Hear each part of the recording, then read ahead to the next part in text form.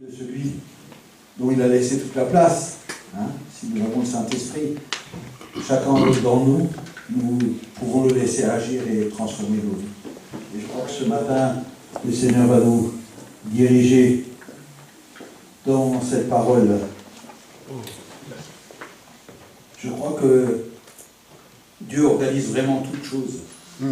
Et tout ce qui a été fait pour ce message. Il a été construit autour du message. Parce que même que nous sommes éloignés, nous avons un avantage, c'est que nous remettons toujours tout au Saint-Esprit. Et le Saint-Esprit lui connaît nos cœurs et dispose les circonstances pour que sa parole soit donnée comme elle doit être donnée. Amen. Et c'est vraiment une grande grâce d'avoir des paroles du Saint-Esprit. C'est une grande grâce. Nous ne devons pas négliger les paroles qui sont dites ici. Nous ne devons pas les négliger, nous devons les prendre au sérieux et les mettre en œuvre dans notre vie. Et surtout laisser le Saint-Esprit les mettre en œuvre dans nos vies. Je crois que ça serait simplement juste normal de notre part de prendre ces paroles et de pouvoir nous les appliquer à nous-mêmes, chacun d'entre nous, comme il a été dit ce matin. Alors, le dimanche dernier, le pasteur Daniel vous avait parlé un peu de la consécration. Il avait abordé le sujet, qui est un thème tellement important et tellement précieux dans la vie d'un chrétien. Mais ce matin, nous allons parler de demeurer et porter du fruit. Ce qui paraît relativement simple comme ça. Au départ, on se dit demeurer et porter du fruit. Alors, on va lire ce texte. Je ne sais pas si vous l'avez tous lu. Mais en tout cas, la parole de Dieu, elle sert à être lue. Hein, donc, il faudrait la lire. Au moins, si on ne comprend pas tout, mais quand on commence à la lire, ça veut, on invite Dieu à nous révéler sa parole. Hein. Quand on ne la lit pas, on n'invite pas Dieu à nous la révéler. Quand on connaît toute chose, Dieu ne vient pas. Il vient seulement chez ceux qui ne connaissent rien. Et nous ne connaissons rien, si ce n'est que la parole de notre Seigneur qui nous conduit chaque jour. Je suis le vrai sceptre. Donc Jean 15, à partir du verset 1 jusqu'au verset 17. On va le lire une première fois. Je suis le vrai cep, et mon Père est le vigneron. Tout sarment qui est en moi et qui ne porte pas de fruit, il le retranche. Et tout sarment qui porte du fruit, il l'émonde afin qu'il porte encore plus de fruits. Déjà vous êtes purs à cause de la parole que je vous ai annoncée. Demeurez en moi et je demeurerai en vous. Comme le sarment ne peut de lui-même porter du fruit s'il ne demeure attaché au cep. Ainsi, vous ne le pouvez pas non plus si vous ne demeurez en moi. Je suis le cep, vous êtes les sarments. Celui qui demeure en moi et en qui je demeure porte beaucoup de fruits. Car sans moi, vous ne pouvez rien faire. Si quelqu'un ne demeure pas en moi, il est jeté dehors, comme le sarment, et il sèche. Puis on le ramasse, on le jette au feu, et il brûle. Si vous demeurez en moi, et que mes paroles demeurent en vous, demandez ce que vous voudrez, et cela vous sera accordé. Si vous portez beaucoup de fruits, c'est ainsi que mon Père sera glorifié, et que vous serez mes disciples. Comme le Père m'a aimé, je vous ai aussi aimé.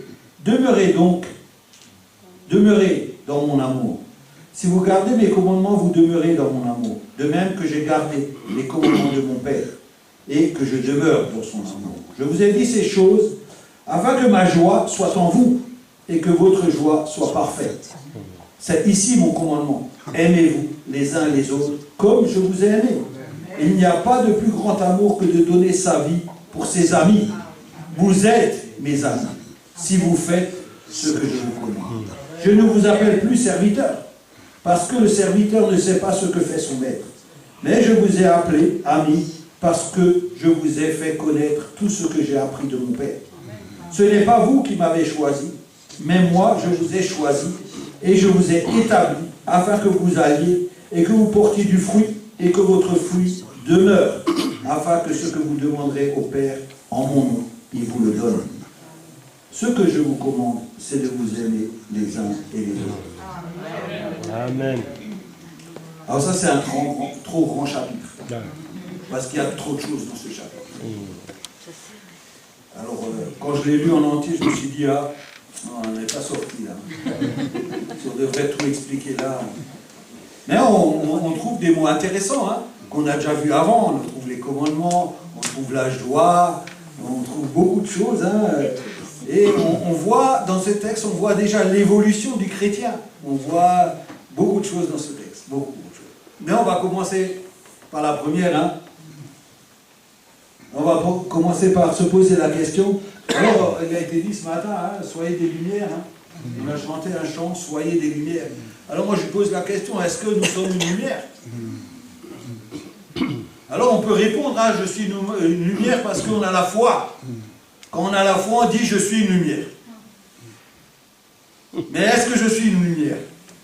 Une lumière, qu'est-ce que ça fait? Ça brille. Ça brille, ça éclaire. Ça éclaire. Ça éclaire. Ça attire. Ça éclaire. Hein? Donc, on peut être convaincu d'être une lumière, peut-être qu'on n'éclaire pas, mais peut-être on est convaincu qu'on est une lumière. Mais celui qui est une lumière, en tout cas, il éclaire. Ça, c'est certain. On le voit. Il n'est pas caché.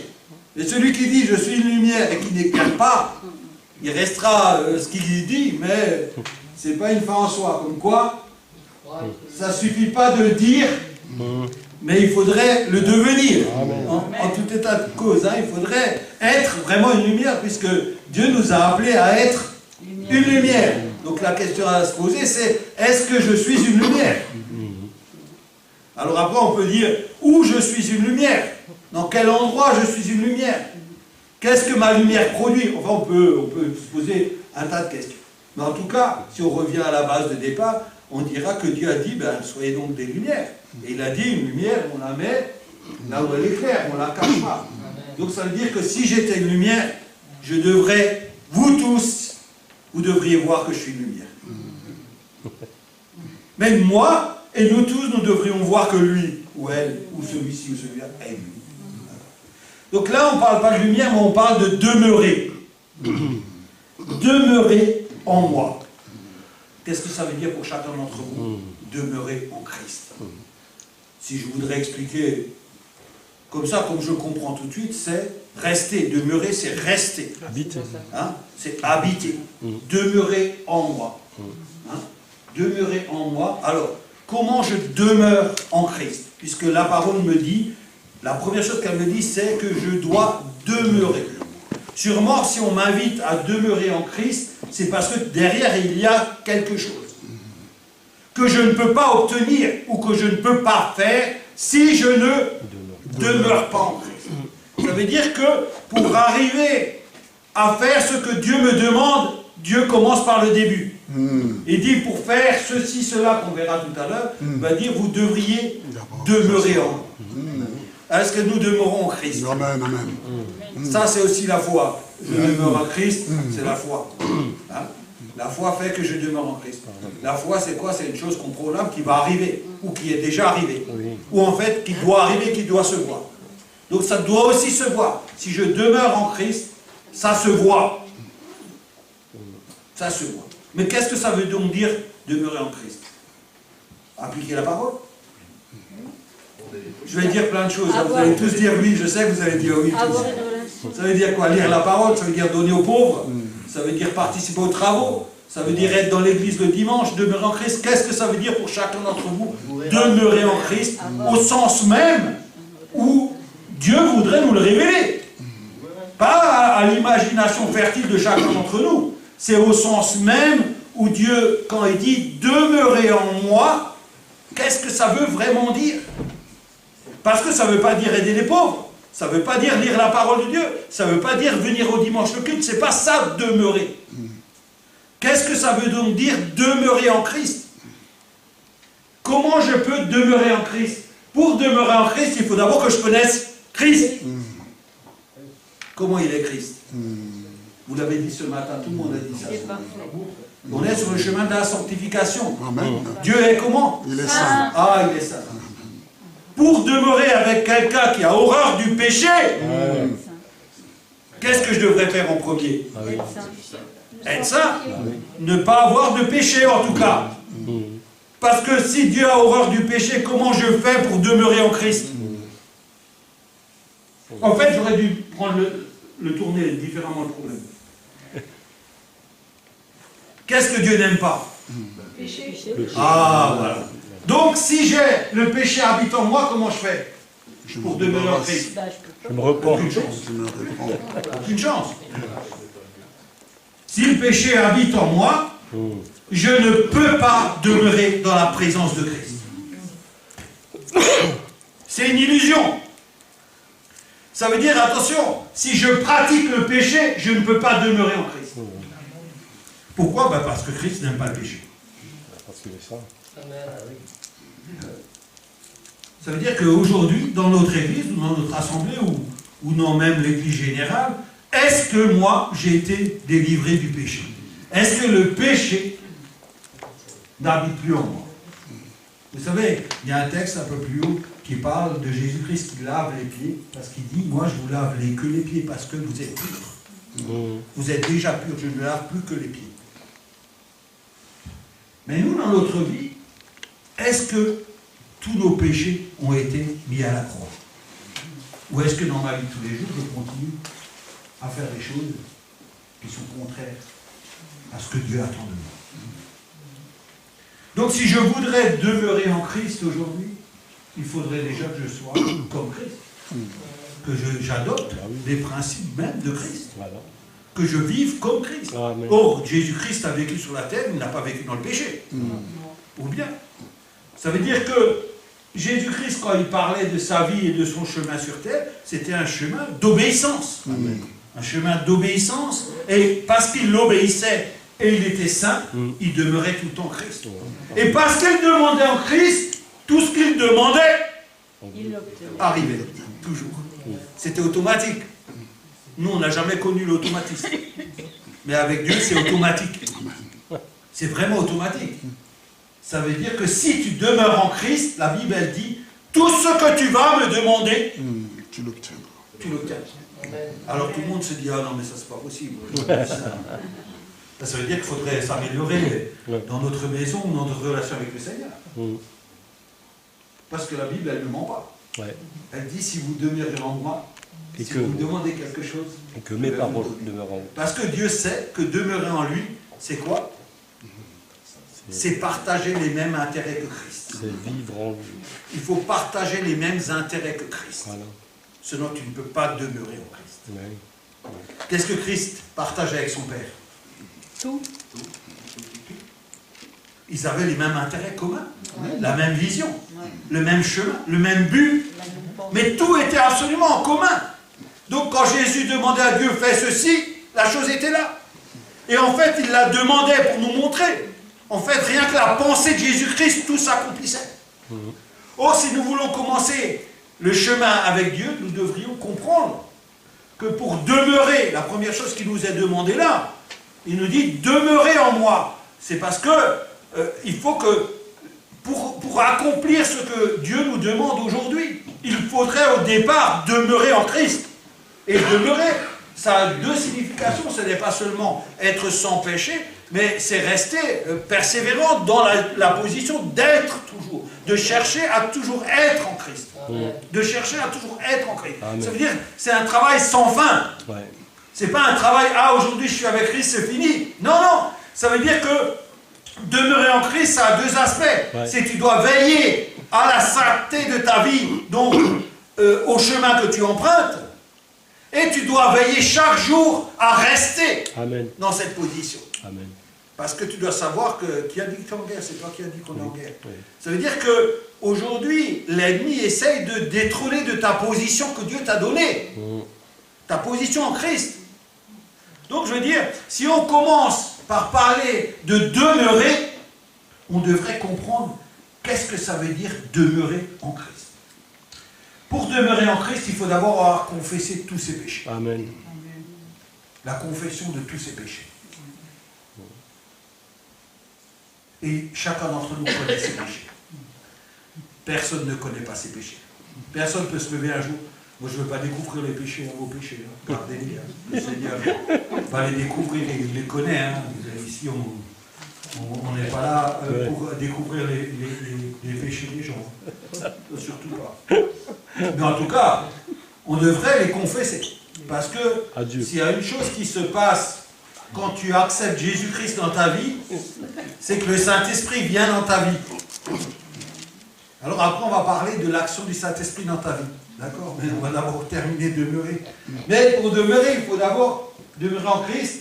Il y a une chose qui est relativement simple, hein, c'est que Dieu a horreur du péché. Donc il faut commencer par ça, cette source-là. Il faut commencer par là. Amen. Parce que Dieu a horreur du péché. Oui. Il n'a pas horreur de toi. De toi, il t'aime. Ben oui. Mais il a horreur de ceux qui habitent en toi. Amen. C'est pour ça que ceux qui habitent en toi, le péché, il l'a enfermé dans la chair. Et c'est pour ça qu'il a dit à la chair, tu vas mourir. Amen. Parce qu'il n'y avait pas de solution. Parce que Dieu lui-même avait regardé s'il trouvait une solution pour qu'on ne meure pas, mais il n'en avait pas. Il fallait qu'on meure, parce qu'au moment de la mort, le péché était anéanti définitivement. D'accord? C'est pour ça qu'il avait enfermé le péché dans la chair. Donc, si nous voulons demeurer en Christ, nous devons confesser nos péchés. Ça, c'est la première chose. C'est les confesser, c'est très important. De parler à Dieu, de dire, voilà, Seigneur, je suis comme ça, comme ça, comme ça, tu connais mon cœur. Voilà, il faut confesser le péché. Il faut être honnête.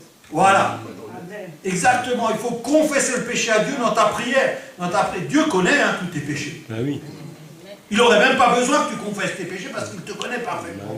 Mais Dieu veut que tu confesses tes péchés. Amen. Il veut Amen. que tu lui parles, tu lui dises, voilà, Amen. je suis pécheur, j'ai ça dans ma vie, ça dans ma vie, ça dans ma vie, ça dans ma vie, ça dans ma vie. Une fois que j'ai confessé mes péchés, je dois abandonner mes péchés. Amen. Parce que quand je les ai confessés, je les ai reconnus. Oui. Vous savez, la confession de la parole permet que tu reconnais tes péchés. Quand tu as reconnu tous tes péchés, tu dois abandonner tous tes péchés. Or, c'est Jésus qui permet que tu abandonnes tes péchés. Mais ça, c'est le chemin. Tu dois abandonner tes péchés. Parce que pour une relation durable avec Dieu, le péché, c'est le seul ennemi qui peut te séparer de Dieu. C'est le péché. Oui. Quand il n'y a plus de péché, tu peux dire « je demeure en Christ ». Oui.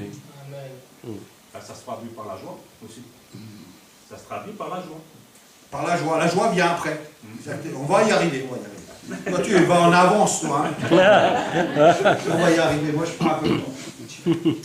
Donc, le péché, abandonner ses péchés. Donc, ça, on a compris que ça, c'est... La Bible en parle, tout le monde la Bible. Vous cherchez dans votre parole, vous verrez que Dieu n'aime pas le péché.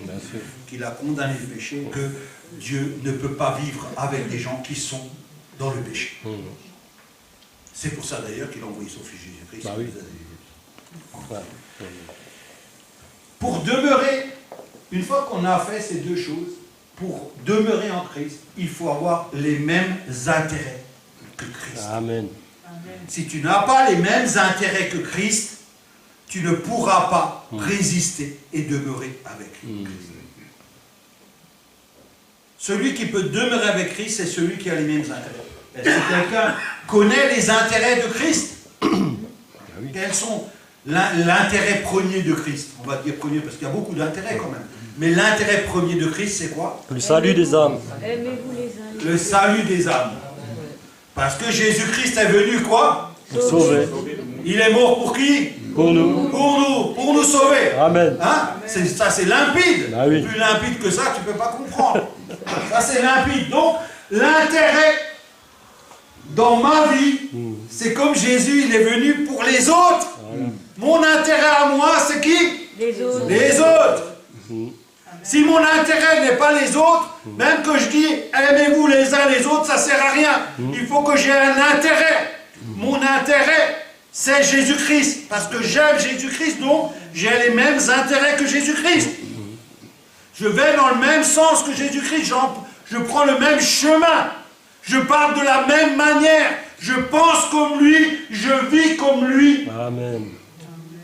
Je fais tout comme lui. Parce que la parole nous invite. Soyez donc les imitateurs de qui? De Christ. De Christ. Ça c'est limpide. Ça veut dire que je devrais commencer ma vie pour être sûr de demeurer en Christ. Je devrais imiter Christ. Or, même si je ne savais pas ce que Christ a fait, Dieu m'a donné la parole pour comprendre ce que Christ m'a fait. Amen. Alors l'image du GPS, félicitations, excellent. De ce matin, hein, c'est vraiment conduit ça. Ça veut dire que je ne peux pas me prévaloir de mon manque de connaissance parce que Dieu a rajouté la parole. Oh, dans cette parole, nous avons quoi? Que Jésus-Christ. Il y en a qui cherchent la fin des temps, mais ce n'est pas marqué. Là-dedans, il n'y a pas marqué la fin des temps. Il y a marqué le retour de Jésus-Christ. Ce n'est pas du tout la même chose. C'est pas pareil. Donc, je veux dire, dans la parole de Dieu, nous trouvons Jésus-Christ. Ce qu'il a fait, sa vie, qu'est-ce qu'il pense, où il va, et tout. Ok, donc là, on voit que on devrait avoir les mêmes intérêts que Jésus-Christ dans notre vie. Ça veut dire l'intérêt de Christ en premier, c'était d'être le serviteur des autres. Est-ce que nous sommes le serviteur des autres? Ça, c'est la question qu'on devrait se poser. Est-ce que je suis le serviteur des autres? Si on prie pour les autres. Si on prie pour les autres. Ouais, mais la prière c'est une chose, mais l'action est une autre. Ah oui. Ah ouais, la prière c'est bien, mais si ça suffit pas. l'homme dehors il meurt de froid et tu ne donnes pas ta veste, est-ce que tu l'aimes vraiment? Ah oui. Tu peux rentrer à la maison, tu dis mon frère bouge pas, tu vas avoir chaud, je vais prier pour toi. Ouais. Mais ça va pas marcher. Ça marche jamais. Mais par contre, si tu enlèves ta veste et tu lui donnes, là tu vas dire, voilà, la prière que j'ai, elle est efficace parce que tu as été le prolongement de la main de Dieu. Amen. Tu comprends? Amen. Le prolongement de la main de Dieu, c'est nous. Oui. C'est pas toujours qu'on claque des doigts, on dit ah, le miracle va arriver, le miracle est arrivé. Non, non, non. Le miracle, c'est toi. Le miracle, c'est toi quand tu te mets à l'œuvre et que tu imites Jésus-Christ. Là, tu deviens le miracle. Tu comprends ce que je veux dire? C'est ça, aimez-vous les uns les autres. C'est ce que tu ferais déjà pour toi. Commence par le faire pour les autres. Ça veut dire, toi, tu n'as pas l'intérêt pour toi, mais l'intérêt pour les autres. Ça veut dire que rien de demander à l'autre comment ça va. C'est déjà une chose, c'est déjà une façon de t'intéresser à l'autre. C'est un début. Tu sais, dans le boulot, aujourd'hui, dans le travail, hein, moi j'étais un partisan comme ça. Hein. Comme je suis patron d'une entreprise, quand j'allais dire bonjour, ça va, tu sais ce qu'on me répondait? Non, ça va pas. Alors un jour j'ai dit bon, maintenant je leur dis plus ça va. Je dis bonjour et je suis parti. Parce que je savais que quand ça allait pas, on allait recevoir le bureau des plaintes et ça allait durer du temps. Mais peut-être aujourd'hui je reviens et je dis ah non, ça va, qu'est-ce qui ne va pas? Est-ce que je peux être utile? Amen. Le problème, c'est quand on fait cette approche, c'est qu'on compte sur nos propres forces et notre environnement, alors qu'on devrait compter sur la grâce de Dieu. On devrait dire, ça va pas, mais attends, on va prier. Et le Seigneur va te bénir, il va t'aider, va te fortifier. Donc, on voit que l'approche, elle est différente. Pourquoi? Parce que nos intérêts ont changé. C'est les intérêts de Christ que nous mettons en avant et non pas nos propres intérêts. D'accord? Donc, c'est ça la vie. C'est ça de demeurer en Christ. Donc on a vu 3 points. Alors il y en a encore 2 qui sont importants pour demeurer en Christ. Il y a encore 2 points qui sont primordiales. Quand on veut demeurer en Christ, il faut que tous les soucis que nous ayons de notre vie, on puisse les déposer sur Jésus. Amen. Amen. Amen. Ça veut dire qu'on n'a pas un autre interlocuteur. Quand je ne vais pas bien, il y en a qui vont chez le médecin. Amen. Allez chez le médecin. Il y en a qui vont chez Christ. Et il y en a qui n'ont pas d'argent, ils vont chez, je ne sais pas comment ils s'appellent, les restos du cœur. Il y en a qui vont chez Christ. Je n'ai pas dit qu'il ne faut pas aller au resto du cœur. Je n'ai pas dit ça. Je vous donne une image. Une image. Ça veut dire que dans la vie, dès qu'on a un problème, qu'est-ce qu'on fait? On essaie de trouver une solution. Or, chaque fois que nous avons un problème dans notre vie, nous avons toujours une solution qui est Christ. Amen. Qui est Jésus-Christ. Amen. Il n'y a pas d'autre solution. Amen. Ça veut dire que si je dois aller au resto du cœur, je devrais d'abord passer par Christ pour aller au resto du cœur et non pas aller en direct. Si je serais malade, je devrais passer par Christ pour aller chez le médecin. S'il me manque une voiture, au lieu d'aller au garage, je vais voir Christ et après je vais au garage. Ça veut dire que dans ma façon d'imiter Dieu, pour tous les soucis que je rencontre dans ma vie, je devrais me reposer sur Christ. Amen. Amen. Amen. C'est la parole, c'est la parole. Il n'y a que Christ. Amen. Ça veut dire que ton interlocuteur, c'est plus la multitude de gens qui est dehors, c'est Christ. Alléluia. C'est comme quand Dieu voit Mario, il regarde à travers Christ et il voit Mario comment? Saint et pur, parce qu'il le regarde à travers celui qui a donné sa vie. C'est pareil dans notre vie de tous les jours. Ça veut dire que si nous voulons demeurer en Christ, nous ne pouvons pas demeurer en Christ sans Christ. Impossible. Il faut que Christ devienne notre interlocuteur premier. Oui, amen. Ça veut dire que s'il manque quelque chose dans la vie, je ne vais pas me plaindre ailleurs, mais je vais me plaindre chez qui? Chez Christ. Oui. Donc vous avez compris ça. Et là, il y en a beaucoup, hein, j'ai fermé un peu ma porte. Et ça, c'est l'essentiel. Et le quatrième point, le cinquième point qui est très important, c'est que je dois me ressourcer. Ah, oui. Et ma ressource, c'est Christ. Amen. Vous avez compris? C'est la vie même de Christ, c'est la lumière même de Christ. Je ne peux pas me ressourcer ailleurs. Ouais. Ah ouais, aujourd'hui, la semaine était différente, on va boire un coup, on boit une bière, 2 bières, 3 bières, 4 bières. Ou ah non, mais on fait du yoga là-bas, je vais me détendre. Ça va bien me détendre, peut-être après j'appellerai Christ, mais d'abord je vais me faire un peu détendre ma chair, mes muscles. Ou alors je vais faire le sauna, hein, le sauna, les bains bulles et tout ça. Ouais, pour évangéliser. Voilà. On peut aussi fumer un joint. Fumer un petit joint, comme ça détend. Hein. Tu penses à autre chose. Hein. Le joint, vous savez, ça fait rire. Les gens, ils sont là. C'est stupide, mais bon, les gens, ils rigolent comme ça les fait bien. Ouais. Donc, ça, c'est pas la mauvaise, c'est pas la bonne méthode. C'est pas la bonne méthode. Ça veut dire, si je dois trouver mes forces, en qui j'ai mes forces, je les ai que en Christ. Amen. Donc, je dois puiser. Tous mes besoins, je dois les puiser dans Christ, dans lui-même. Amen.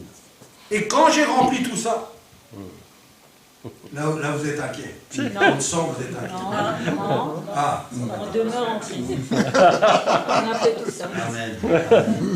Amen. Et donc là, on est en Christ. Là, on commence à demeurer en Christ. Ouais. D'accord. On demeure en Christ. Là, on commence à être prêt. Vous savez, Jésus aussi, quand il est venu, hein, il nous a raconté, il est né dans une étable. Il n'avait peut-être pas envie d'être dans une étable. Hein. Le Fils de Dieu, il arrive sur terre, il avait peut-être envie d'être dans un palais. Mais même qu'il avait le droit d'être dans un palais. Tout lui appartient. L'or, l'argent lui appartient. Pourquoi il n'aurait pas pu être dans un palais? Et puis quand il serait arrivé, il n'y avait pas 3 milliards 200 000 de personnes qui étaient là en train de plier le genou devant. C'était possible. Bah oui. C'est parce qu'il l'a choisi. Pourquoi? Parce qu'il y avait un intérêt. Donc il y avait, pour arriver, il faut suivre toujours la voie que Christ a établie. Parce que je vais vous dire quelque chose. Hein. Dans votre vie, hein, et on va y arriver plus tard, et même si on termine à 1h, ce ne sera pas grave. On va pas y aller. On va pas y aller. Le Seigneur est bon avec nous. Hein. Je voudrais vous dire une chose. Vous savez, il y a une parole qui dit « L'homme a beaucoup de projets dans son cœur. » Mais c'est toujours les projets de l'Éternel qui s'accomplissent. Je voudrais vous dire 2 mots par rapport à ça. Si on a, et moi je suis un type même des mecs qui ont des projets, je pourrais vous témoigner là-dessus. Je ne vais pas le faire aujourd'hui parce que c'est important. Mais un jour viendra où le Seigneur permettra qu'on puisse témoigner. Vous savez, quand vous avez un projet qui n'est pas le projet de Dieu, ça occupe tous vos pensées, ça occupe tout votre temps. Oui. Et vous perdez tout le temps que Dieu vous a donné. Et vous perdez les promesses, vous perdez les grâces, vous perdez tout. Parce que vous avez un projet. Et vous êtes fixé une ligne de vie. C'est pour ça que dans ta vie, tu devrais considérer ça autrement. Et savoir que Dieu est le maître du temps et des circonstances. Et comme il est le maître du temps et des circonstances, il a fait un chemin pour toi. On le verra plus tard, quand il va dire « je t'ai établi ». Ça veut dire quand Dieu t'a établi, si vous voulez, je vais schématiser, hein, il a fait une autoroute où tu es dessus, d'un point A à un point B, avec les virages et tout ce qui comporte, avec les hôtels où tu t'arrêtes, avec les garages où tu achètes des voitures, avec les médecins que tu vas voir, les supermarchés où tu vas voir, tout. Et tout ce chemin que Dieu a prévu dans ta vie n'est qu'un chemin de grâce, d'amour, de paix et de joie que tu ne vas trouver que quand tu empruntes ce chemin. Oui, amen. Mais quand tu as un projet, tu n'es plus sur ce chemin. Tu passes à droite du chemin et tu accomplis les désirs de ton cœur. Et là, tu ne demeures plus au Christ. Tu demeures dans ta vision de projet, sachant que ta vie, 80, 86, 93, allez, 100, et après c'est fini. Comme l'herbe des champs qui pousse, et le lendemain, il n'y a plus rien. Hein? Donc, tu devrais considérer la chose de ta vie aujourd'hui. T'arrêter de dire, mais qu'est-ce que c'est ma vie? Il a dit, qu'est-ce que c'est ma vie? L'argent, la réussite, le sport. Mais c'est quoi qui occupe le bonheur de ma vie? Des gens, c'est quoi? Mais là, il a soulevé la joie. Mais si tu voudrais être joyeux, parce que il faut savoir que Dieu, lui, il veut que tu sois joyeux. Oui, amen. Tu comprends? Dieu, il veut qu'il y ait la joie qui explose dans ton cœur. Amen. Mais toi, tu ne cherches pas la joie de Dieu. Tu cherches la joie dans le monde. Et cette joie, tu peux en avoir des centaines, mais elle ne produit rien. Elle ne produit rien. Elle est tellement éphémère que ta vie devient vaine et inutile. Ouais, ouais. Morne. Revenons au monde des temps. Donc, demeurer en Christ. Aujourd'hui, vous avez compris ce que ça veut dire demeurer en Christ. C'est des points très importants. C'est des points qu'on ne peut pas mettre de côté parce que sinon on ne demeure pas en Christ. Demeurer en Christ, le point le plus important, c'est confesse tes péchés et abandonne ton péché. C'est le point le plus important pour demeurer. Ouais, c'est le départ. Si ça, ce n'est pas dans ta vie, tu pourras avoir l'apparence de celui qui demeure en Christ. Mais tu n'en porteras jamais les fruits. Jamais. Et là, on va parler des fruits. Doucement. Tranquille. Mais il y a aussi quelque chose d'important. Il dit, si vous demeurez en moi, moi, Dieu, je demeure aussi en vous. Hein? Parce que les gens, ils se targuent, hein, tu sais, les gens qui connaissent un peu la parole, ils se targuent, ils disent, ah, l'Éternel a dit, je suis tous les jours avec vous. Ah oui, il est tous les jours avec celui qui demeure en lui. Amen. Ah, il y en a qui prennent la parole de Dieu comme si c'était un truc naturel. Dieu demeure avec celui qui demeure en lui. Amen. Amen. Il ne demeure pas avec n'importe qui. Parce que Dieu ne se souille pas. Dieu est saint et reste saint. Et c'est comme ça. Amen. C'est pas moi qui fais la parole de Dieu. Donc, alors, là on voit beaucoup de choses. On dit, je suis le vrai cep et mon père. Et je ne vais pas vous parler du cep, ni du vigneron, ni des sarmes. Rien à voir. Ça, vous avez déjà compris. On vous a déjà prêché 100 fois là-dessus. Le cep, les grains et tout ça, on a compris que si le grain il est détaché, il va mourir. Tout ça, vous connaissez. Moi, je vais vous parler autrement.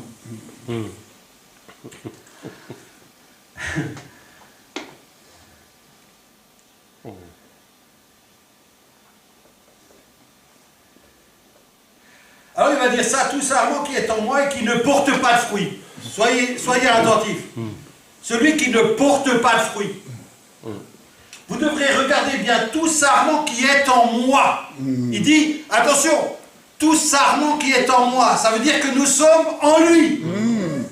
Tous. Ici, tout le monde est en Christ. Mais attention, il dit tout sarment qui ne porte pas de fruits. Donc là, il désigne déjà un premier critère. Il sélectionne, il fait une sélection là. Attention, il y a 4 sélections là, vous allez les voir. La première sélection, il dit, attention, celui qui ne porte pas de fruits, celui-là, on va lui réserver quelque chose. Il dit là, il est retranché. D'ailleurs, on le prend, on l'enlève et on le jette dehors. Vous savez dehors ce que ça veut dire? On le jette dans le monde, dehors. Il n'est plus dans le royaume de Dieu. Il n'est plus en Christ. En Christ, il n'est plus dans le corps de Christ, il n'est plus dans l'église. Il est retranché. Parce qu'il ne porte pas de fruit. C'est beau de dire je demeure en Christ, mais si tu n'as pas de fruit. C'est beau de passer devant un arbre et de dire ah mais ça c'est un pommier. Moi j'y connais rien. Mais si je passe devant un arbre et tu me dis il y a un pommier, d'abord je dirais où elle est la pomme. Parce qu'avec la pomme j'arrive à reconnaître. Mais sans la pomme, c'est un figuier, je pourrais me tromper et dire c'est des figues. Mais disons un arbre, on le reconnaît comment? La Bible dit à ses fruits. On regarde, si on regarde un arbre, on le reconnaît à ses fruits. Si c'est une vigne, on reconnaît une vigne. Si c'est un pommier, un poirier, on connaît les espèces à travers les fruits. Les fruits, ce n'est pas la parole. Je suis, tu es, il est. Les fruits, c'est l'acte. Le fruit, c'est ce qu'on voit. Le fruit, c'est la lumière de ta vie.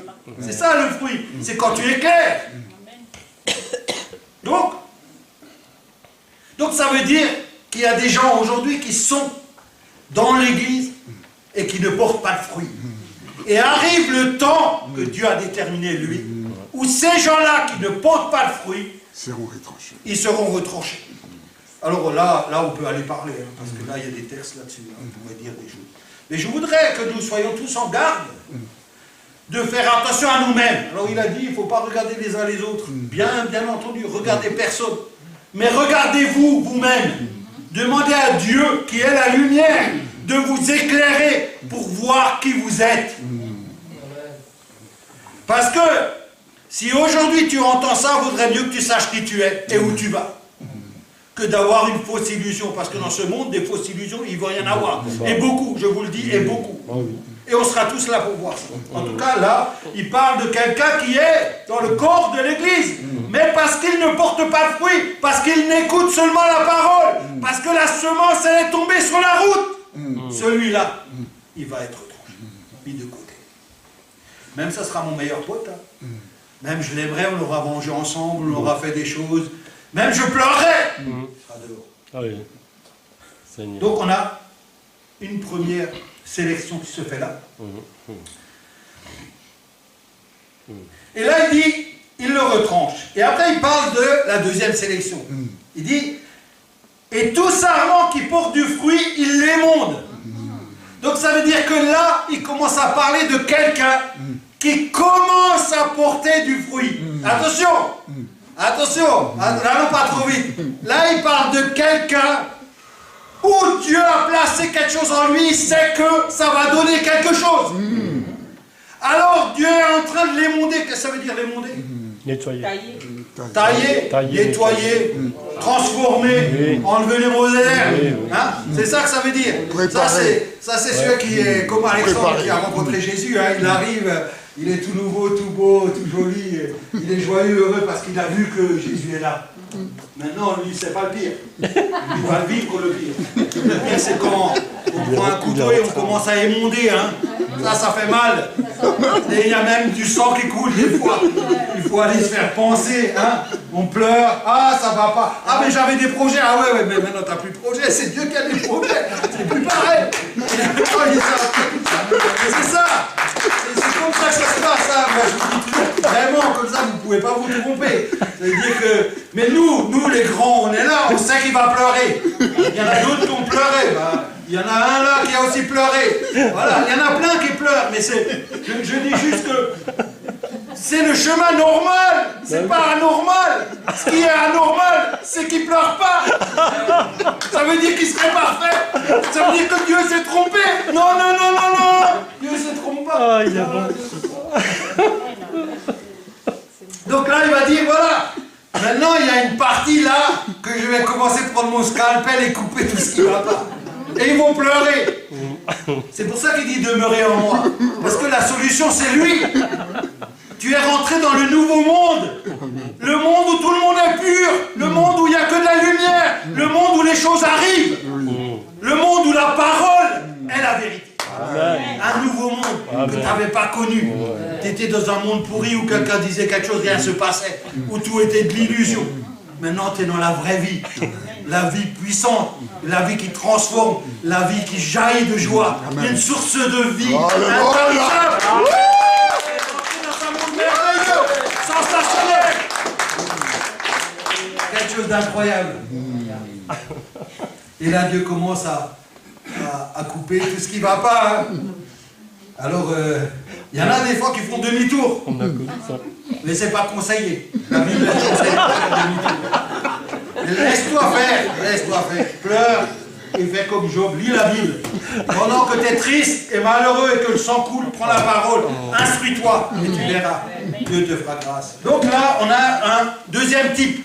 Une deuxième expérience. Alors il dit, il le retranche et tout sarment qui porte du fruit, il l'émonde afin qu'il porte. Ah, la troisième, encore plus de fruits. Il portait déjà du fruit, mais maintenant, il va porter encore plus de fruits. Ça, c'est excellent. T'as vu? Là, t'as appris quelque chose ce matin. C'est quand tu commences à saigner pour Christ, tu vas porter encore plus de fruits. Amen. Encore plus de fruits. Ouais. Imagine le destin que Dieu t'a réservé.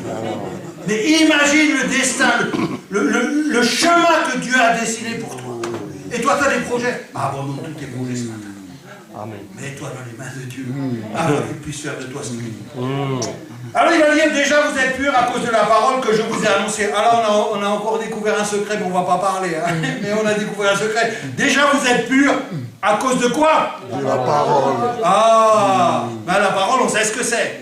Mais moi j'aimerais juste vous donner une indication. À cause de la parole, il faut aller la lire, la parole. Il faut aller saisir de la victoire qu'il y a dans cette parole. Hein? On parlera de ça d'une autre fois. Alors, demeurez en moi et je demeurerai en vous, comme le sarment ne peut de lui-même porter du fruit s'il ne demeure attaché au cèpe. Ainsi, vous ne pouvez pas non plus si vous ne demeurez pas en moi. Donc là, c'est clair, c'est limpide. Ça veut dire que si vous ne restez pas attaché à Christ, attaché même des menottes, des fois, moi, je prie Dieu qu'il me mette une menotte, comme ça, je ne peux pas m'éloigner. C'est la vérité. Amen. Et si tu n'es pas attaché à Christ, tu ne peux pas. Parce que c'est trop difficile, le monde est trop difficile, il y a trop de choses dans le monde. Il faut être vraiment attaché Amen, amen. pour pouvoir porter du fruit. Parce que nous devons porter du fruit. Alors il dit clairement, si tu ne demeures pas en Christ, tu ne peux pas porter du fruit. Tu ne peux pas. Tu n'as aucune chance. Ne cherche pas à comprendre. Tu ne peux pas. Je suis le sel, vous êtes les sarments, celui qui demeure en moi et en qui je demeure. Et là, il y a le 4e verset. Porte beaucoup de fruits. Beaucoup. Là, on est monté à un stade encore plus. Vous n'avez pas vu, hein?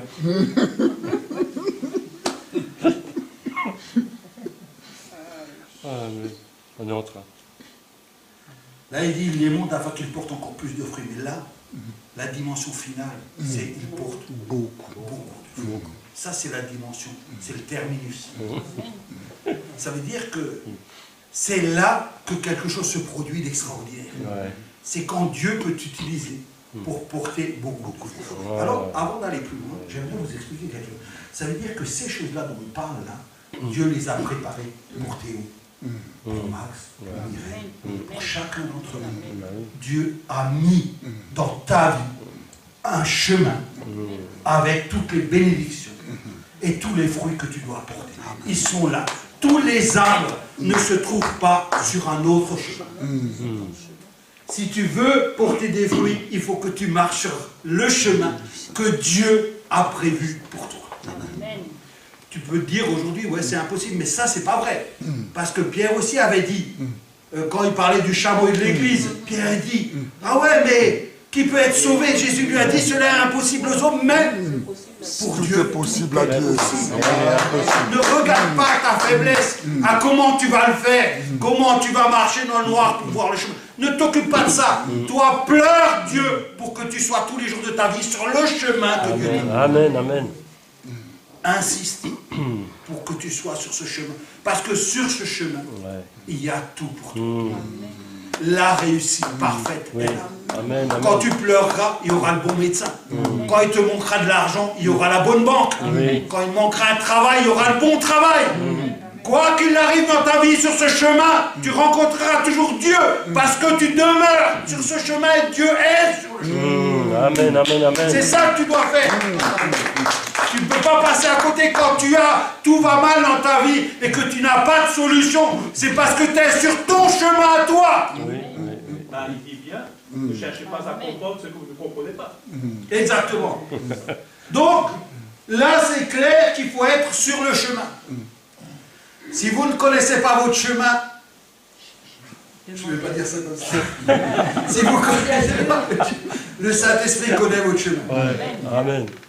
Lui, il connaît bien le chemin. Mais Daniel et moi aussi, on connaît votre chemin. Et Jean-François aussi, on connaît. Et les hommes de Dieu connaissent le chemin. Parce que le bon berger connaît le chemin de toutes ses brebis. Donc, si vous perdez sur le chemin, venez nous voir, on pourra quand même vous donner des indications pour votre chemin. Amen. Et ça sera vraiment un chemin individuel et personnel. Non pas un chemin de masse. En disant la masse, là, on est en train de faire de la masse. Ça veut dire on dit une parole à tout le monde et le Saint-Esprit va l'interpréter dans vos cœurs selon son bon vouloir et comment il le veut. Et je vous dis quand même que quand Dieu place les gens, il les place toujours parce qu'il a quelque chose à leur faire faire. Oui, amen. Personne ici ne peut se prévaloir de dire moi je ne suis pas utile. C'est faux. Ça vient de Satan. Ça ne vient pas de Jésus. Ici, tout le monde est utile à l'œuvre de Dieu. Et tout le monde a une route avec Dieu. Ici. Dans cette Amen, amen, amen. Alors après, Pas le temps. Et donc là, ça commence. Là, quand on arrive à ce stade-là, il commence à s'accomplir plein de choses dans ta vie. Ouais.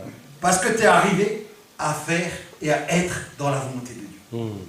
Ça veut dire là, tu es arrivé à la stature parfaite de Jésus-Christ. Tu es arrivé à la maturité spirituelle. C'est là que tu arrives. C'est quand tu te reposes en Christ.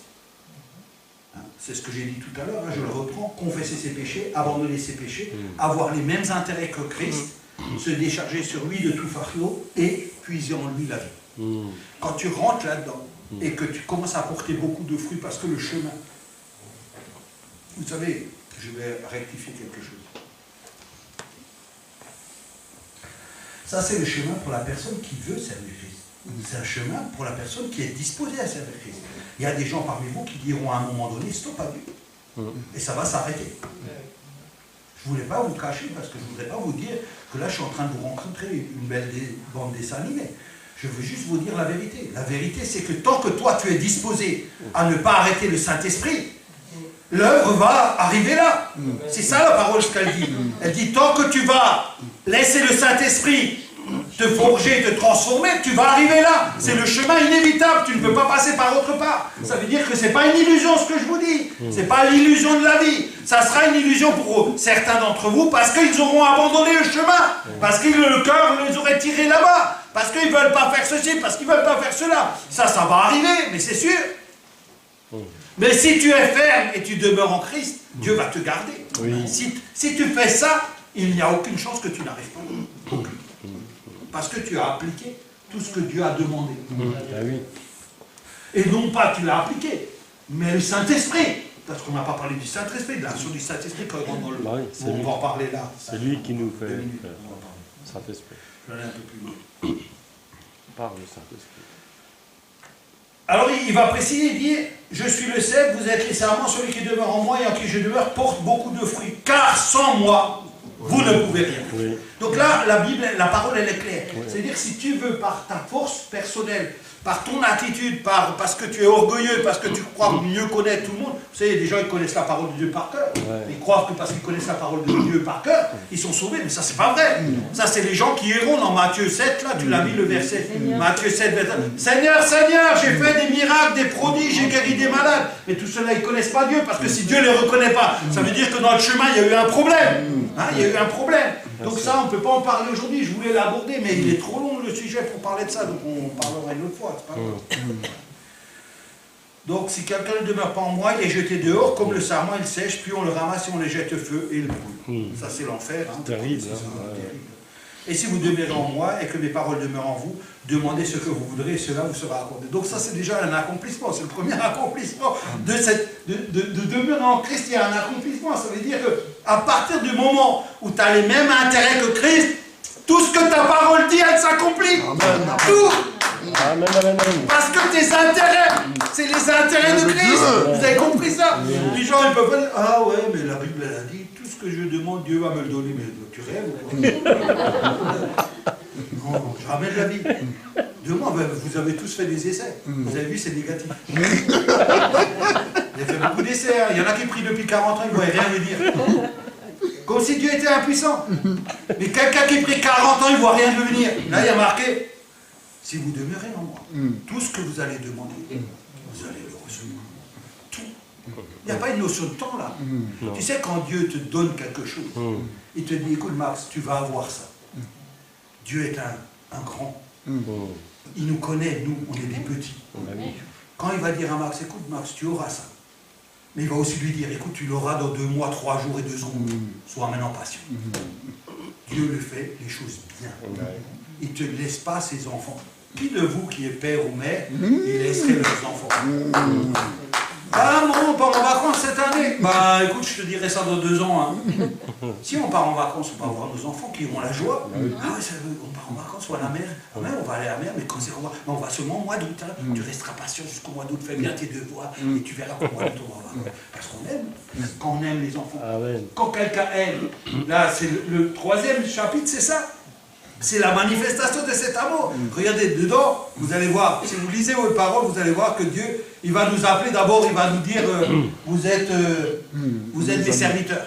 Vous savez, ceux qui sont les serviteurs, c'est ceux qui servent. Hein. Il n'y a rien de spécial. Si on met 4 tables ici, on met à manger, et puis on met des gens, ils vont servir. Ça, c'est les gens qui servent, hein, Jésus. Et après, il va dire une deuxième chose, il dit, maintenant, vous n'êtes plus mes serviteurs. Vous êtes mes amis. Ça veut dire que là, tu commences à demeurer en Christ, tu montes en échelon. Il faut savoir que tu montes toujours en échelon avec Dieu. Dès que tu obéis à la parole de Dieu, tu montes toujours en échelon. C'est une tristesse de voir la pauvreté qu'il y a chez les chrétiens. Et le troisième point, c'est que quand tu sers vraiment Dieu et que tu demeures en lui, tu n'es plus ami, tu es frère. Tu es le frère de Jésus. Tu es arrivé au summum. Donc ça c'est aussi là-dedans, mais on en parlera une autre fois. Alors si vous demeurez en moi, mes paroles demeurent en vous, demandez ce que vous voudrez, cela vous sera accordé. Donc c'est un point fort. Ça veut dire qu'aujourd'hui, tu devrais arrêter de demander à Dieu. Tu ne devrais pas te préoccuper de demander quelque chose à Dieu. Tu dis, Seigneur, je te demande pardon pour tout ce que j'ai demandé. Et on en arrête là. Quand je demeurerai en toi, Seigneur, je viendrai demander ce que tu veux. Parce que Dieu veut accomplir son plan parfait. Il veut nous utiliser dans ce plan parfait. Il a dit dans la parole, il a dit, moi, Dieu, je vous amènerai, je vous façonnerai comme vous voulez, à la stature parfaite de Christ. Parce qu'il voudrait que nous ressemblions à Jésus-Christ. Pourquoi? Parce que Jésus-Christ avait les mêmes intérêts que Dieu. Et donc, Dieu ne peut que accomplir tout ce que nous désirons seulement si nous avons les intérêts mêmes de Christ. Et quand nous sommes là, vous allez voir, et il y en a beaucoup qui le savent ici, que c'est ça la vérité. Maintenant, cette vérité de la savoir, elle sert à quelque chose. Il faut qu'elle devienne l'expérience de ta vie. Ça veut dire qu'il faut qu'elle serve à quelque chose. Il faut que ça serve, quand Dieu dit une parole, il faut toujours qu'elle serve à quelque chose. Vous imaginez, il y en a qui vont prendre votre place, vous allez être 1001e, mais sois donc le premier, demande à Dieu. Mais pour demander, demeure donc en Dieu. Et tu verras que la parole de Dieu, elle s'accomplit dans ta vie tout de suite, immédiatement, sans délai. Alors là, il dit, si vous portez beaucoup de fruits, c'est ainsi que mon Père sera glorifié. Ça ne va pas le glorifier n'importe comment, le Père. Il faut qu'arriver au stade 4. Au stade 4, il y a quelque chose qui est dit là. Si vous portez beaucoup de fruits, il n'a pas dit si vous portez un peu de fruits. Il n'a pas dit si vous portez encore du fruit. Il a dit si vous portez beaucoup de fruits, à ce moment-là, qu'est-ce qu'on verra? On verra que tu es une lumière parce qu'on verra la gloire de Dieu en toi. On verra la gloire de Dieu sur toi tous les jours de ta vie. Les gens se retourneront sur toi parce que tu auras quelque chose de différent. Tu seras céleste et non plus un vulgaire terrien. Et ça donnera gloire à qui? À Dieu. Ça donnera gloire à Dieu. Il y a beaucoup c'est un texte magnifique. Si vous prenez beaucoup, c'est ainsi que mon Père sera glorifié. Et là, le point, qu'est-ce qu'il a dit, Jean-François? Qu'est-ce qu'il a dit, Jésus? Il a dit, faites de toutes les nations des disciples. Et là, on le retrouve aussi disciples. C'est bizarre, hein? Là, on trouve, si vous portez beaucoup de fruits, c'est ainsi que mon Père sera glorifié et vous serez. Ça, c'est magnifique. Hein? Comme quoi, il y a des chemins. Oui. Mais vous avez vu la marche là? Vous avez vu ce texte en 4 versets? Comment il nous a fait, il nous a dévoilé que pour être un disciple, qu'est-ce qu'il a dit? Allez, faites de toutes les nations des disciples. Mais qu'est-ce qu'on doit leur enseigner? De demeurer en Christ. De confesser leurs péchés, d'être pardonné, de se confier en Dieu, d'attendre à Dieu, de puiser dans la vie éternelle. Tout ça, c'est marqué là. Et alors, à ce moment-là, ces gens-là, ils seront comme des rocs. Amen. Ils ne varieront pas à droite ni à gauche, mais ils seront exactement comme du roc. Fidèles. Le top de Jésus-Christ, c'est là. Ça, ne croyez pas que ça arrive aux autres. Il faut croire que ça arrive pour vous. Amen. Parce que Dieu l'a décidé pour vous. Oui. Pas pour les autres. Amen. Ne t'occupe pas des autres. Les autres, c'est les autres. Voilà. Et toi, occupe-toi de ta vie. C'est ça. Amen, amen. Mets ta vie parce que derrière ça, il y a beaucoup d'autres choses qu'on ne vous dit pas. On se réserve. Pour vous dire plus tard. Quand vous êtes prêts, là, vous en avez déjà trop. Déjà, c'est trop. Là, c'est déjà trop fort. Parce que là, vous allez vous mélanger. Donc là, c'est un peu trop fort. On va s'arrêter là. Parce qu'il faut d'abord qu'on commence à chercher Dieu et à demeurer en Dieu. Ça, c'est vraiment, j'insiste sur le fait de demeurer en Dieu. C'est une relation constante, une relation d'amour. Amen. On va parler un peu de l'amour là, encore quelques minutes, et puis on va parler encore un peu de l'amour. Ouais, amen. Alors, si vous gardez mes commandements, alors bien entendu, quand j'aime Christ, j'ai les mêmes intérêts, je garde les commandements, bien entendu. Ça, c'est tellement... je ne sais pas pourquoi on parle encore des commandements, parce que ces commandements, pour nous chrétiens, ils n'ont plus de valeur, on ne peut pas les atteindre, on est bien en dessous, parce que nous, on aime les uns les autres. Donc, tout ce qui est dans les commandements, c'est fait pour les gens du monde, mais nous, on n'a pas besoin de loi, on n'est plus sous la loi, on est sous l'effet de la grâce, donc nous, ça ne nous concerne pas tellement les commandements. Les commandements, c'est pour le mec qui vit dans le péché, le mec qui ne connaît pas Dieu, mais les commandements pour nous, ça ne veut rien dire. Je veux dire, ça ne veut rien dire, quoi. Ça veut rien dire. Alors si vous gardez mes commandements, vous demeurez dans mon amour, de même que j'ai gardé les commandements de mon Père et que je demeure dans son amour. Je vous ai dit ces choses afin que ma joie soit en vous et que votre joie soit parfaite. Hein, la joie. La joie parfaite en Christ. C'est là qu'on trouve la joie parfaite en Christ. C'est quand tu as les mêmes intérêts que Jésus, quand tu partages ta vie avec Jésus. Tu as la joie en Christ. Si je voudrais... Je vais dire ça, c'est tellement faible par rapport à ce qui est dit là, mais si je prendrais une famille avec les parents et des enfants qui partagent la même joie, des joies qui sont du monde, mais des joies quand même, des joies qu'on peut mesurer, où tout le monde est content. Nous, hier, il y avait l'anniversaire de Mathilde. Voilà, on était dans la joie tous. Elle avait invité ses copines, on entendait des cris de joie, on voyait plein d'événements qui manifestaient la joie. Et vous devez vous imaginer la joie que Dieu nous donne, la joie parfaite de Dieu. Mais je ne sais pas, moi, j'aspire tous les jours matin que je me lève à connaître cette dimension de joie. J'aimerais pouvoir rester dans cette dimension de joie. D'accord ? Mais elle est là pour nous.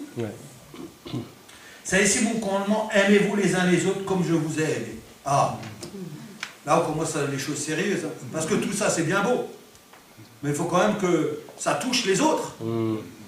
Ça veut dire que le fait que je demeure et que je donne gloire à Dieu et tous ces événements dans ma vie, ça veut dire que là je suis prêt à servir Dieu. Vous voyez combien on a de déception quand on sert Dieu. Je donne des exemples de vous voyez, personne ne touchait. Mais si nous étions tous des gens qui demeurions, on sortirait là, il y en aurait 500 qui arriveraient tout de suite ici.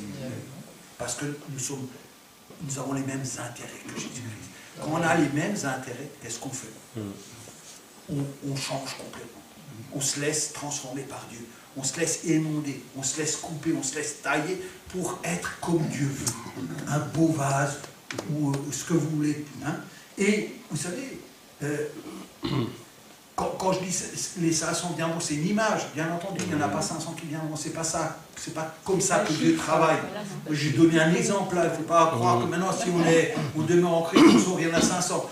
Quand on demeure en Christ, Dieu nous dit sort, il y en a 20 et il y en aura 20. Mais c'est ça, comme ça que Dieu travaille, c'est la volonté de Dieu qui s'exprime en nous. La volonté parfaite de Dieu. Dans la volonté parfaite de Dieu, tu te diras, il y en a 18 et demi. Ils sont rue du Chêne, tu vas les chercher et puis tu les trouveras là. Parce que ça, c'est la volonté de Dieu. Ce n'est pas un effet de masse pour nous glorifier de quelque chose. Dieu garde sa gloire et pour lui. Donc, ce n'est pas comme ça qu'il faut le percevoir. Mais il faut percevoir la chose comme ayant le même intérêt que Christ. Tout ce que je vais faire parce que j'obéis à la parole de Dieu va s'accomplir. Ça marche. Mais et il y a plein de choses que je ne dis pas. Je veux dire, il y a plein de choses aujourd'hui qu'on n'a pas besoin, qui ne nous pèseront pas. Quand on est avec Christ, on n'a pas besoin du reste. Vous comprenez? Il ne nous manque rien. On n'est pas là, ouais, il me manque ça, ouais, mais avant il me manquait ça, mais avant j'avais ça, mais avant j'avais... Non, non! Quand tu es à Christ, il ne te manque rien, parce que Christ remplit tout. Amen, amen, amen. Il remplit tout. Il n'y a pas de trou, il n'y a pas de place pour autre chose. Il n'y a que de la place pour Christ. C'est pour ça qu'on fait la prière, je te donne mon cœur. Il faudrait réfléchir avant de dire ça, parce que Dieu l'a entendu. Et maintenant, il va venir le chercher.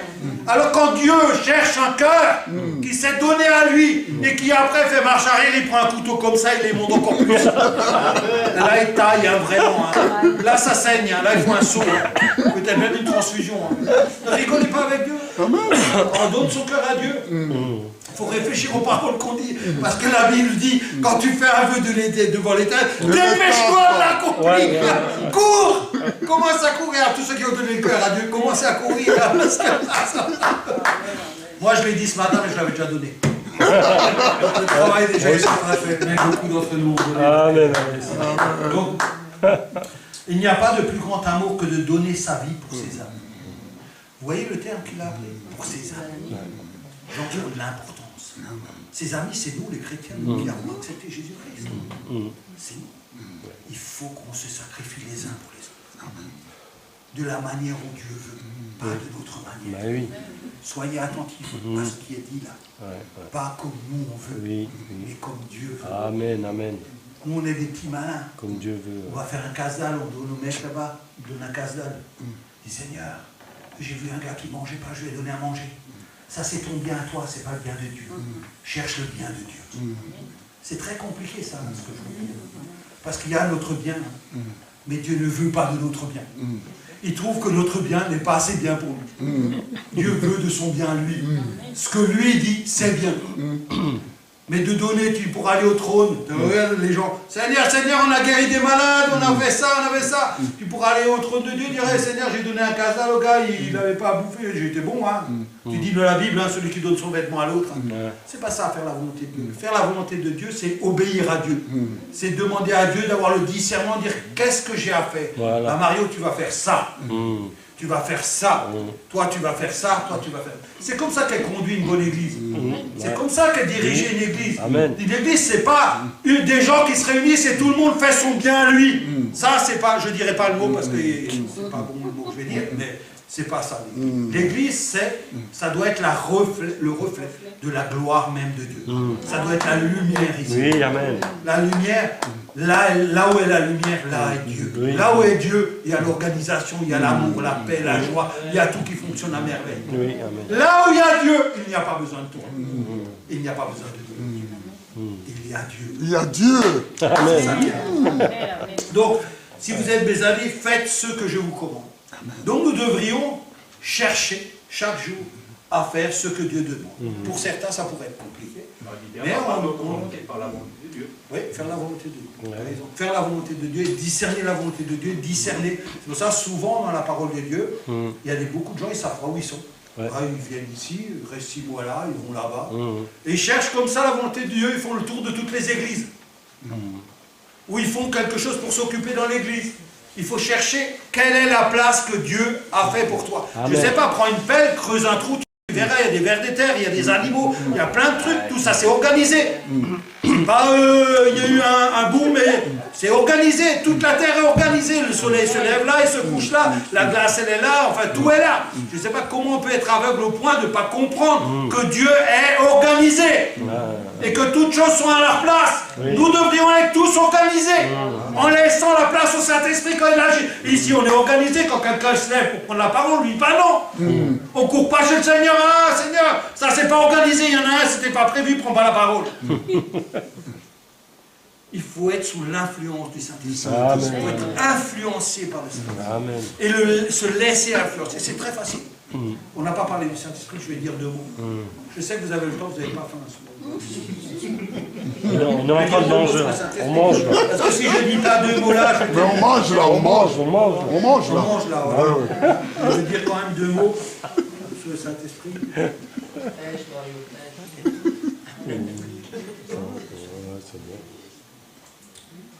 Donc je veux dire...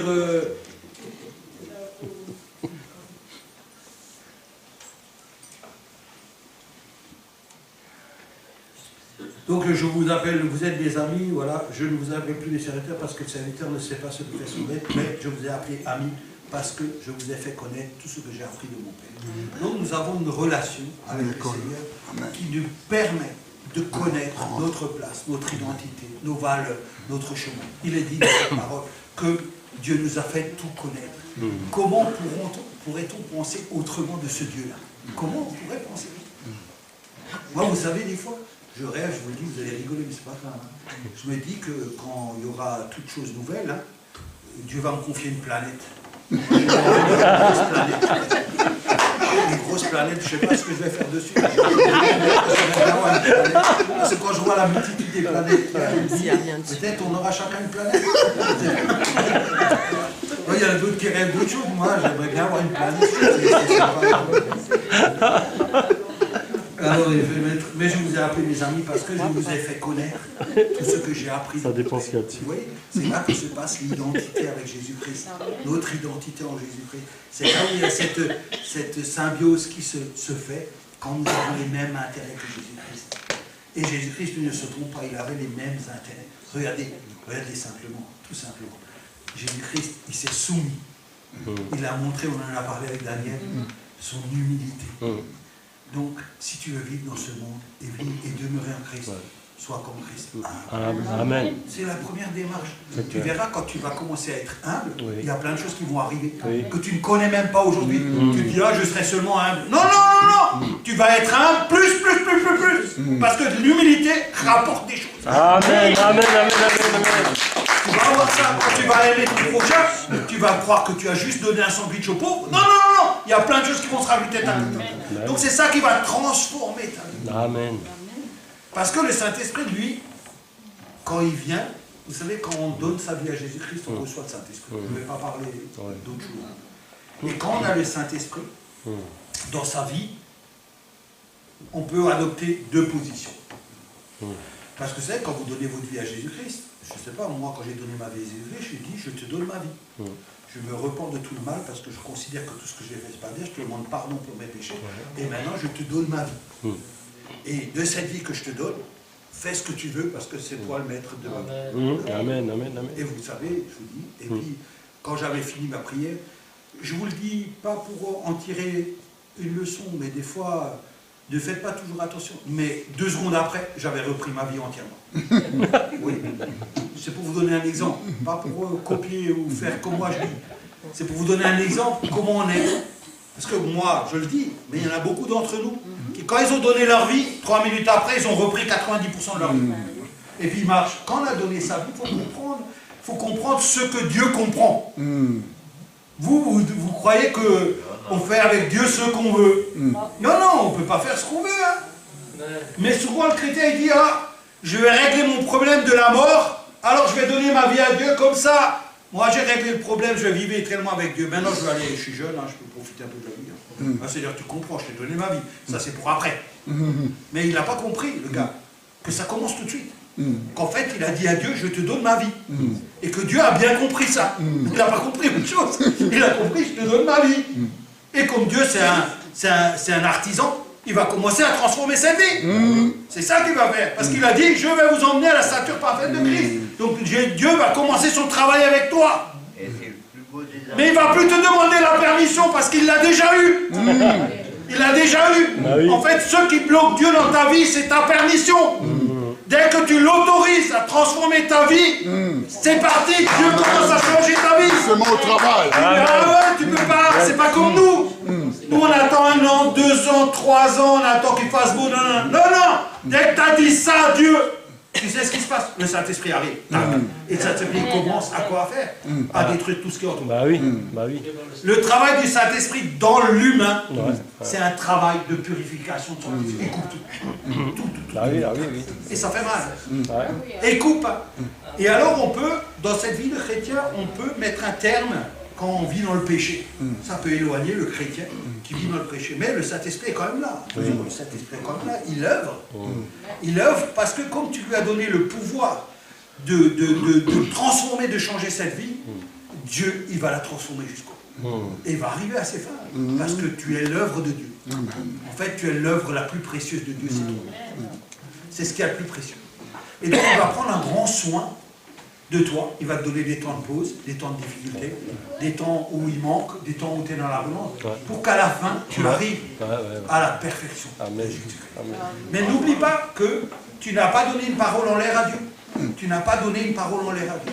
Tu as donné une vraie parole. Je crois que ça, c'est important. Alors, peut-être qu'on aura l'occasion un peu de revenir sur certains morceaux, mais on va s'arrêter là pour aujourd'hui. Je crois que le Seigneur nous a bénis, mais demeurons tous ensemble en Christ. Nous sommes une belle assemblée. Une belle assemblée. Tous différents, mais tous aiment en Christ. Amen. Et ce Jésus-Christ, il mérite qu'on puisse lui faire confiance, le laisser agir dans nos vies, le laisser transformer. Et je crois que c'est ça qu'il faut prier ce matin, c'est demander à Dieu vraiment de nous aider à demeurer en lui. à demeurer. Levez-vous tous, et puis je vais laisser prier pour ça. Soyez bénis. Amen. Nous avons entendu le Seigneur nous parler et nous sommes vraiment bénis. La Bible dit qu'il nous a donné tous ses serviteurs pour notre édification. Et ce matin, nous avons vraiment été édifiés. Nous allons prier chacun pour que le Seigneur nous donne le pouvoir, la grâce de vraiment nous attacher à lui, de mettre en pratique la parole que nous avons entendue ce matin. Prions le Seigneur. Nous voulons nous soumettre à toi, les maîtres et la parole que nous avons reçue, Seigneur, en pratique. Nous voulons, Seigneur, te porter des fruits et demeurer en toi, Seigneur, Dieu Tout-Puissant. C'est toi le seul qui fait le travail à nous, Seigneur. Nous laissons, Seigneur, notre Dieu, encore une fois, sur ta main, Seigneur, Dieu Tout-Puissant. Sur ton contrôle, pour que, Seigneur, nous ayons à devenir. Parce que tu nous aimes tellement, notre Dieu, que tu as préparé des choses merveilleuses pour nous, Seigneur, Dieu Tout-Puissant. Voilà pourquoi nous voulons vraiment encore plus porter des fruits dans notre obéissance, Seigneur, dans notre soumission, dans notre manière de suivre ta parole, de nous consacrer à toi, notre Dieu, de pouvoir nous diminuer, nous humilier devant ta grandeur, devant ta toute-puissance. Nous voulons porter ces fruits, Seigneur, parce que tu attends ces fruits, Seigneur, pour qu'elles soient servies sur la table, Seigneur, aux noces de l'agneau. Merci, notre Dieu. Merci encore parce que nous sommes de ceux qui va donner cela à notre Dieu, pour que cela puisse être servi. Béni sois-tu, notre Père.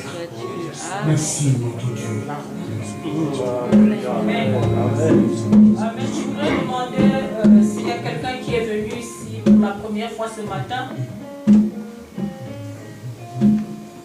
Alors, nous sommes tous des anciens. Il y a quelqu'un là. Voilà. Nous voulons vous accueillir dans notre communauté. Vous pouvez vous présenter, s'il vous plaît. Je m'appelle Céline. Céline. Céline. Bonjour, Céline. Nous vous souhaitons la bienvenue dans la maison de Dieu. Cette maison est votre maison. Ne partez pas vite à la fin du culte. Nous allons vous rencontrer pour pouvoir partager avec vous. Merci. Merci. Amen. Cherchez d'abord le royaume de Dieu et sa justice.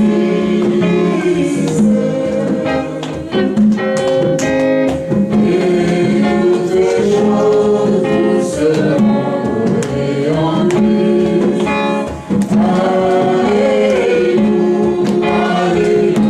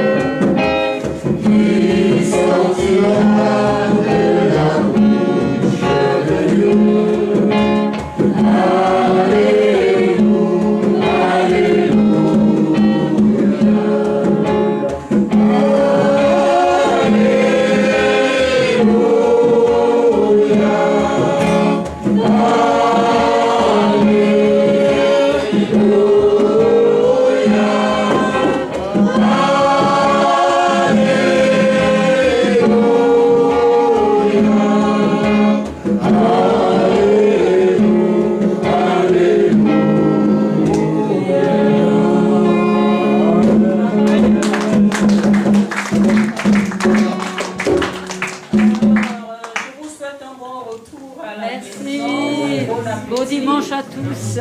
Et bonne semaine. Que le Seigneur vous bénisse.